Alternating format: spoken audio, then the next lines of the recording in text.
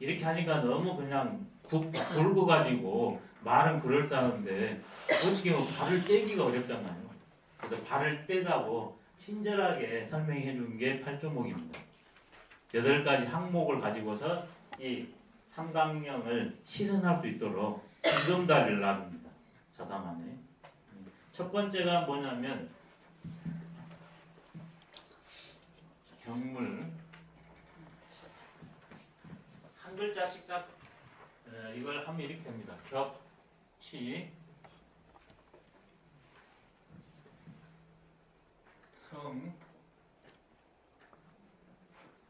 정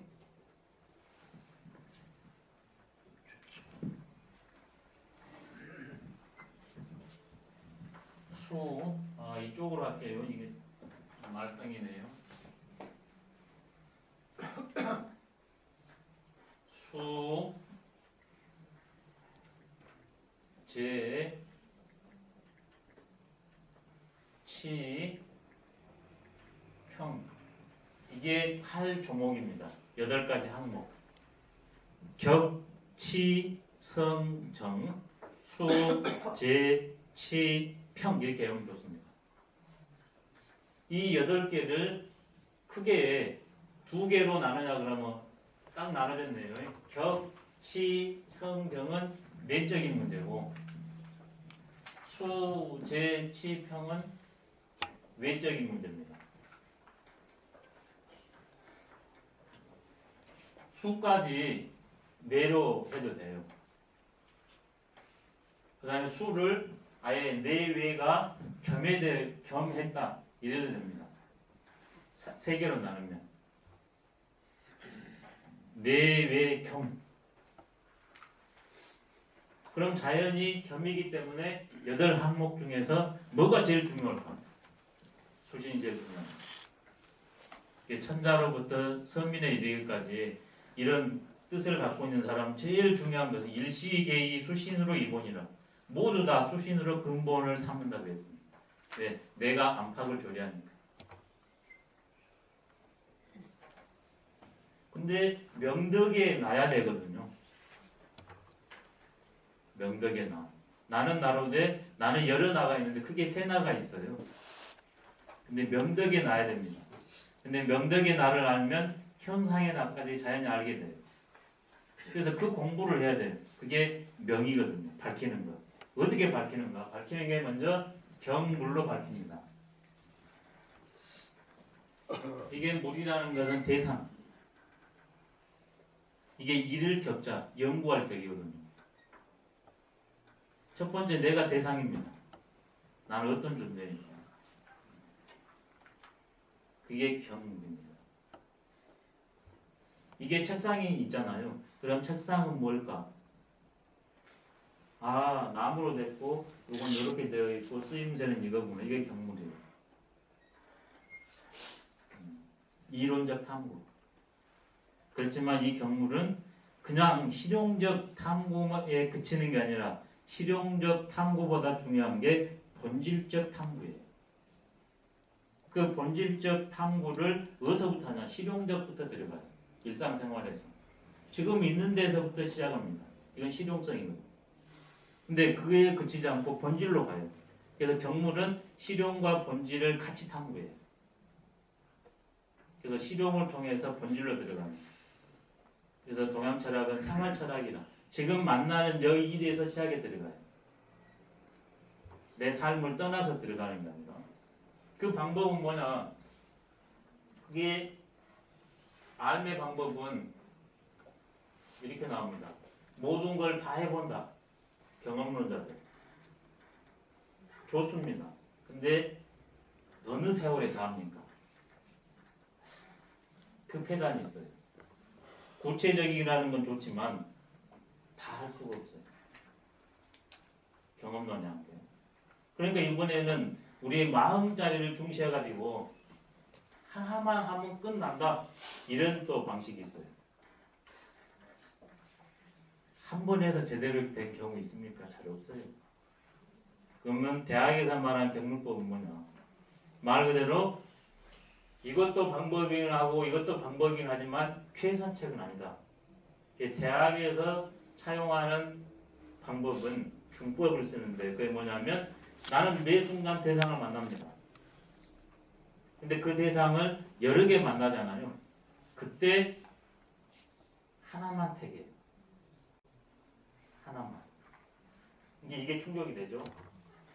근데 대상이 끊임없이 바뀌죠. 이거에 충족되죠. 끊임없이 만나는 대상 중에서 하나를 택해서 계속 가다 보면 이게 두 개가 결합돼서 어느 순간 다양성의 하나를 꿰뚫게 된대요. 바로 그까지 가는 노력이 경물입니다. 부딪히면 부딪힐수록 하나씩 알아지죠. 이게 자연하게 나오는 게 치지입니다. 알을 이루었다. 만나야 뭔가를 알아줍니다. 근데 다 만나지도 말고 하나로만 결판 지으려지 마라. 지금 만나는 여기에 충실하라. 그게 경물법. 근데 그렇게 만나다 보면 알게 돼요. 실용적인 측면과 본래적인 측면.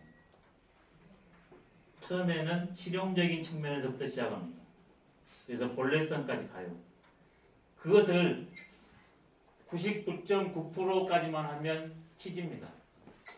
치지. 알을 다할 치 이룰 수 있죠. 2인정 노력이 치지거든요. 근데 0.1이 부족했잖아요. 그러면 치지예요. 아직까지. 공부가 끝나지 않은 상태입니다. 그래서 100% 가버려야 돼요. 경물과 치지는 도중에 그만둬서는 도rum묵이니까 끝까지 가야 됩니다. 왜? 존재마다 다 명덕이 있잖아요. 명덕이 없다면 답이 없습니다. 근데 모든 존재에 명덕이 있으니까 답이 있어요, 반드시. 그래서 내가 만나는 여기에 충실하다 보면 어느 순간 그냥 모든 존재들의 공통성이 탁 된대요. 그게 화려한 관통입니다. 점진적인 걸 통하면 하다 보면 어느 순간 그냥 하고서 탁 열린대요. 이게 개네요. 개. 점을 통해서 개 열리는 걸 추구합니다. 공부법.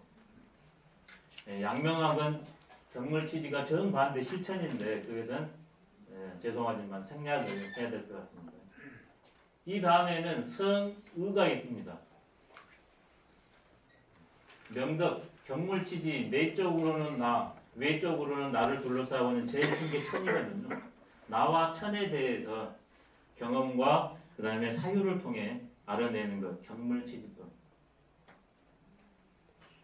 근데 이게 쉽지가 않잖아요.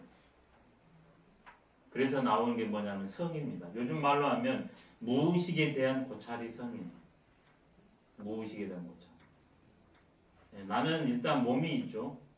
그 다음에 의식이 있죠. 잠재의식이 있죠. 그 다음에 무의식이 있죠. 마지막에 명덕이 있어요. 대학은 바로 인간을 이렇게 세별해서 보고 있어요.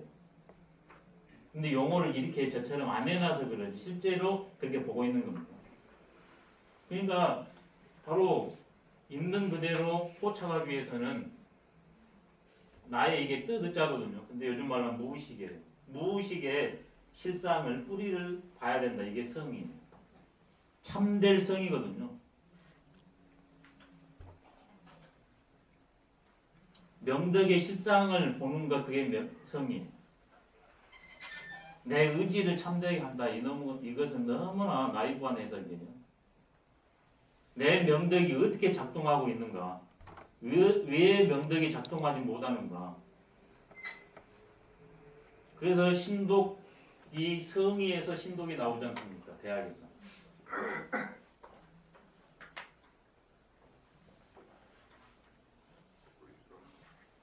성의에서 신독이 나와요.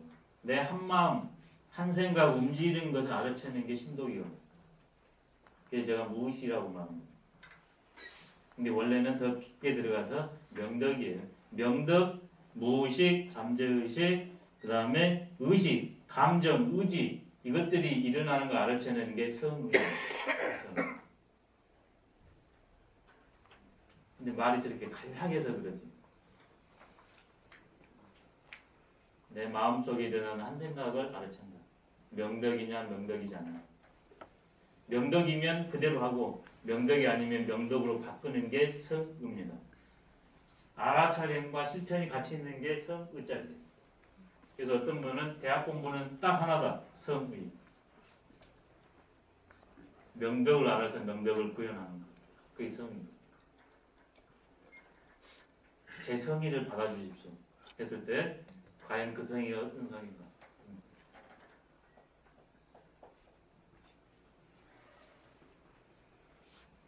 교훈이에요. 신독 여기서 나옵니다. 왜 신독을 하고 성해야 되느냐? 성중형해라. 다 나온 말들입니다. 성중형해. 내 안이 어떤 걸로 꽉 차면 그게 외부로 드러나는 거예요. 중은 마음이에요. 내 마음에 그게 나를 완전히 100% 채우고 있어요. 그게 성이에요. 그러면 그건 반드시 나와요. 50%만 차에 있다. 그러면 50% 나오고 50%안 나와. 70% 차에 있다. 70% 나오고 30%안 나와. 근데 100%다. 100%다 나와. 성중형해. 근데 참이 차려져야 되잖아요. 거짓이 아니라. 마음 공부죠, 지금 이게. 마음 공부. 그 다음에 정심입니다. 마음을 바로 하는 것. 이건 요즘 말로 하면 의식 공부예요. 의식 공부. 의식이라는 건 지금 이렇게 만나서 일어난 게 의식이거든요. 지금 일어나는 내 마음을 알아내는 것. 이게 정심입니다. 지금도 5만 가지 생각이 지나가잖아요. 근데 모르고 있잖아요. 5만 가지 중에서 한두 개만 알잖아요. 그럼 정심을 어떻게 하는가? 대학에는 그랬습니다. 심부재현이면 시기부지기미하고 마음이 대상에 있지 않으면 먹어도 맛을 몰라. 들어도 뭔 말인지 몰라. 왜? 대상하고 내 마음하고 둘이니까.